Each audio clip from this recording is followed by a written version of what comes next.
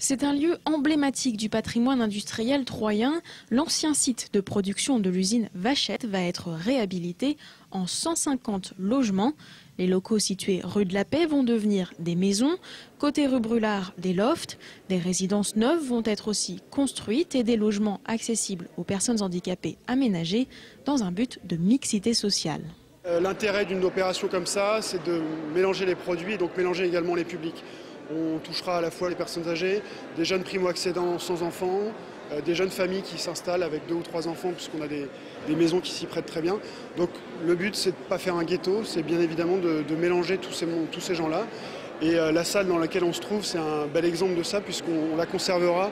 C'est une salle qui aura pour vocation de réunir à la fois la copropriété et toutes les associations qui voudront se créer dans cet ensemble qu'on va créer dans les années à venir. Les travaux devraient commencer l'an prochain. Ce week-end, à l'occasion des Journées du patrimoine, les Troyens étaient invités à découvrir ce projet baptisé le domaine d'Antoine. Pour les anciens salariés, le site de 11 000 m² ne ressemble déjà plus à une fabrique de serrures. Je l'ai déjà vu vide.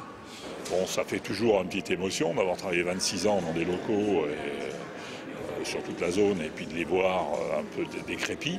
Maintenant, c'est plutôt bien de voir le projet et de voir que quelque part la tradition se perpétuera de l'usine et tout. C'est pas facile, mais c'est pas mal de garder l'architecture du 19e aussi.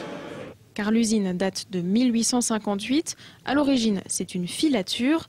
La bonneterie Quincarlet est l'une des premières à Troyes à faire travailler des ouvriers dans un même atelier. Autrement dit, les débuts de l'ère industrielle. C'est vraiment une usine qui correspond au début de l'industrialisation de la bonneterie. Quincarlet sait saisir l'opportunité de terrain abandonné par la compagnie du chemin de fer de l'Est. Il en rachète une partie et il construit l'usine. À l'extérieur de Troyes, on est déjà dans une ex-urbanisation de l'activité de bonneterie qui se pratiquait jusque-là plutôt dans les petits ateliers. Donc là, c'est vraiment un des moments forts du lancement de l'industrialisation bonnetière à Troyes. Après les salariés de Vachette durant plus d'un siècle, 400 habitants devraient investir l'usine reconvertie d'ici 2014.